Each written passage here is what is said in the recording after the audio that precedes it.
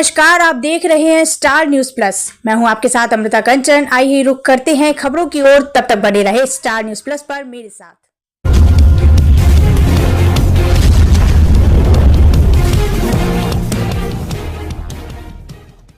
हरियाणा में चुनाव प्रचार का शोर थम गया है।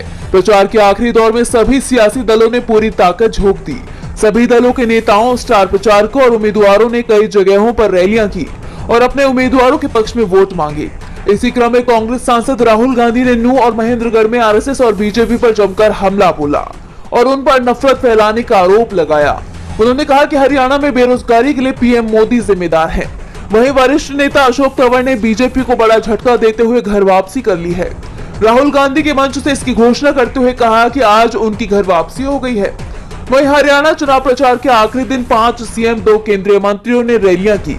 आज केंद्रीय मंत्री नितिन गडकरी ने कलायत और बाढ़ा में, वहीं राजनाथ सिंह ने महेंद्रगढ़ में रैली की। इसके अलावा असम के सीएम हिमंत बिस्वा शर्मा ने पलवल में रैली को संबोधित करते हुए कांग्रेस पर हमला बोला। उन्होंने कहा कि कांग्रेस सत्ता मियां और मुसलमानों को देना चाहती है।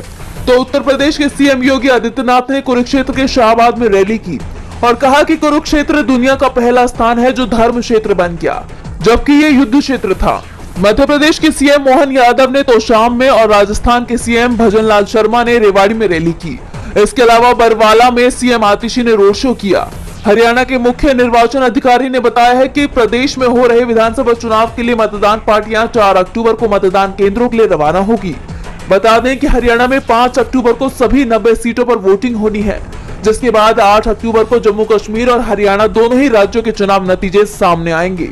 ऐसे में ये देखने वाली बात होगी कि क्या मोदी लहर फिर से काम करेगी या फिर अब की बार विपक्ष बाजी मारेगा। जेल में कैदियों के साथ हो रहे भेदभाव से जुड़ी जनहित याचिका पर सुप्रीम कोर्ट में अहम सुनवाई हुई।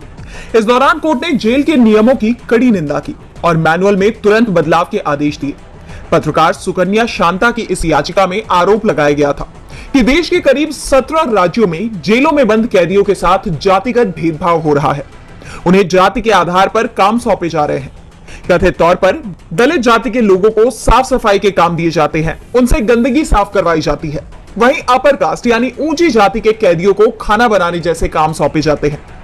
इस पर सीजेआई डीवाई चंद्रचूड़, जस्टिस जेबी पारदीवाला और जस्टिस मनोज मिश्रा की बेंच ने कड़ी नाराजगी जताते हुए कहा कि इन चीजों की अनुमति नहीं दी जा सकती। ये संविधान के अनुच्छेद 15 का सीधे तौर पर उल्लंघन है।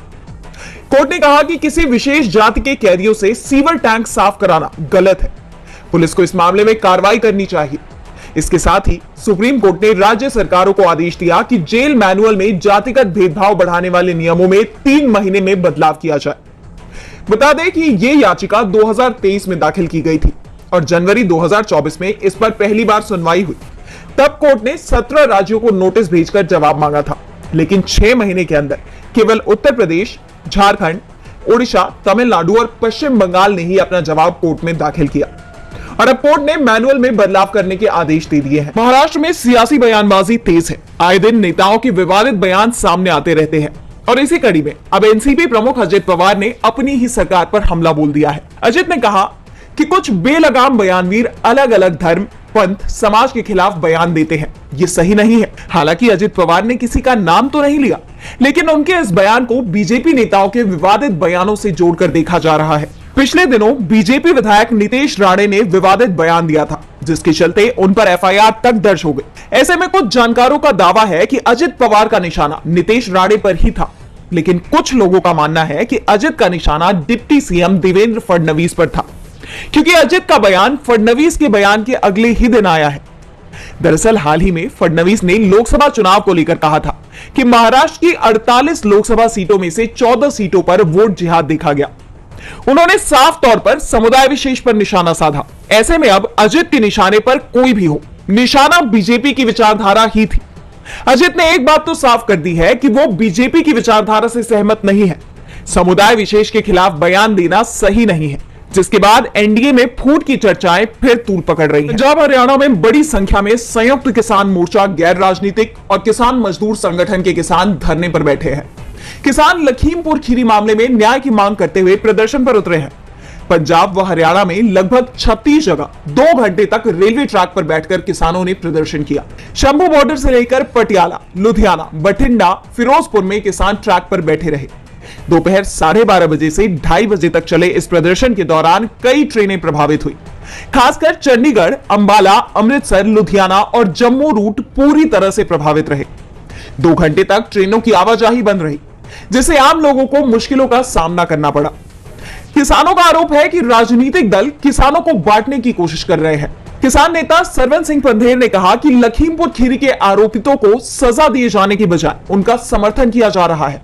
वहीं राहुल गांधी के खिलाफ विवादित बयान देने को लेकर सुर्खियां बटोरने वाले केंद्रीय मंत्री रवनीत सिंह बिट्टू को लेकर पंधेर ने कहा कि अगर लखीमपुर मामले में बिट्टू के साथियों की जान चली गई होती तो उनका क्या हाल होना था। साथ ही बीजेपी सांसद कंगना रनौत को मूर्ख बताते हुए उन्होंने कहा कि केंद्र और बीजेपी नेताओं के इशारे पर कंगना और बिट्टू किसानों को बदनाम करने की कोशिश कर रहे हैं। तो किसान नेता जगजीत सिंह डल्लेवाल ने चेतावनी देते हुए कहा कि बिट्टू ये ना भूले कि जिस सरकार में वो मंत्री हैं, उसी ने आरोपियों को मंत्री बनाए रखा था।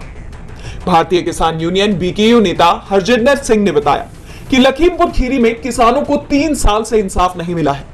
बीजेपी नेता के बेटे ने कई किसानों को कुचल दिया था, जिसके चलते हमें आज रेल रोकनी पड़ी है। नवाज शरीफ से बीजेपी विधायक सुनील कुमार ने सीएम नीतीश कुमार और जिला प्रशासन पर निशाना साधा है।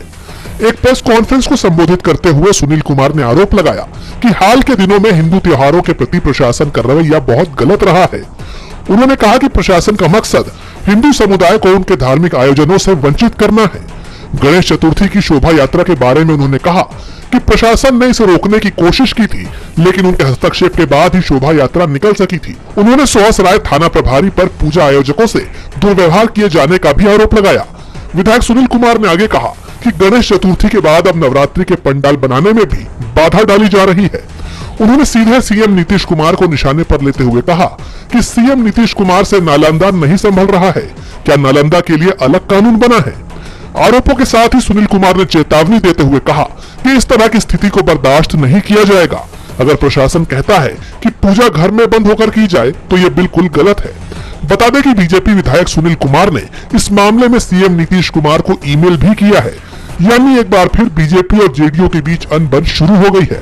अब देखना होगा कि इस मामले पर नीतीश कुमार या जेडीयू की तरफ से क्या प्रतिक्रिया आती है। झारखंड में विधानसभा चुनाव से पहले कांग्रेस ने सीएम हेमंत सोरेन से बड़ी मांग की है। झारखंड कांग्रेस के विधायक दल के नेता रामेश्वर उरांव व प्रदेश अध्यक्ष केशव महतो कमलेश ने मुख्यमंत्री को पत्र लिखा है और 2 कानूनों को रद्द करने की मांग की है। प्रदेश अध्यक्ष ने इस पत्र में सबसे पहले लैंड बैंक और भूमि अधिग्रहण के संशोधित कानून को तुरंत रद्द करने की मांग की। उन्होंने लिखा कि रघुवर दास सरकार ने झारखंड के 22 लाख एकड़ सामुदायिक जमीन को लैंड बैंक में डाल दिया था और इसके लिए ग्राम सभा की सहमति तक नहीं ली गई। ये लैंड बैंक पेसा कानून का खुला उल्लंघन है, इसलिए इसे रद्द कर दिया जाए। बता दें कि पेसा कानून अनुसूचित क्षेत्र में पंचायत के विस्तार के लिए बनाया गया है। इसके साथ ही कांग्रेस नेता ने दलित समुदायों के लिए जाति प्रमाण पत्र जारी करने की प्रक्रिया को आसान बनाते हुए सबको जाति प्रमाण पत्र देने की मांग की है। वहीं दलित परिवारों के हित में केशव महतो कमलेश ने भूमिहीन दलित परिवारों को जमीन पट्टा देने की भी मांग की है। बताते चले कि झारखंड जनाधिकार महासभा और लोकतंत्र बचाओ अभियान लगातार इन मांगों पर जोर दे रहा है। ऐसे में देखा जाए तो कांग्रेस ने झारखंड की जनता के जमीनी मुद्दे ही उठाए हैं, उनकी ही मांगों को आगे बढ़ाया है और उम्मीद भी की जा रही है कि मुख्यमंत्री हेमंत सोरेन जल्दी ही इस चिट्ठी पर अहम फैसला ले सकते हैं। तो बीजेपी के लिए इसे अच्छे संकेत के रूप में नहीं देखा जा रहा है। इंडिया गठबंधन एकजुट रूप से जनता के मुद्दों पर काम कर रहा है। बीजेपी सरकार के फैसलों को पलटने की तैयारी में नजर आ रहा है और इसका फायदा उन्हें विधानसभा चुनावों में भी मिल सकता है। मोदीराज में बेरोजगारी और महंगाई की मार झेल रही जनता को एक बार फिर बड़ा झटका लगने वाला है। बिस्किट, नूडल्स और कई तरह के डिटर्जेंट और साबुन के दामों में 6 से 7% का इजाफा होने वाला है। दरअसल द इकोनॉमिक्स टाइम्स की रिपोर्ट के मुताबिक भारत सरकार ने बेसिक कस्टम ड्यूटी को 20% बढ़ाने का फैसला किया है, जिसमें इजाफा क्रूड और रिफाइंड एडिबल ऑयल में किया गया है। बता दें कि जो रिफाइंड एडिबल ऑयल होता है वो अधिकांश FMCG कंपनियों के लिए रॉ मटेरियल का 12 से 20% हिस्सा होता है। इसके ऊपर अभी से 1 से 2 महीने की इन्वेंट्री कंपनियों के पास पड़ी हुई है। ऐसे में दाम का बढ़ना लाजमी बताया जा रहा है। वहीं जानकारों ने दावा किया है कि पाम ऑयल के अलावा दूसरी इंपोर्ट कॉस्ट भी बढ़ गई है, जिसकी वजह से गेहूं के दाम में भी इजाफा देखने को मिला है। ऐसे में अब कांग्रेस के दावे सच होते नजर आ रहे हैं, क्योंकि अभी हाल ही में इससे पहले LPG के सिलेंडर की कीमतों में इजाफा देखने को मिला था, जिससे आम जनता की जेब पर असर पड़ा था।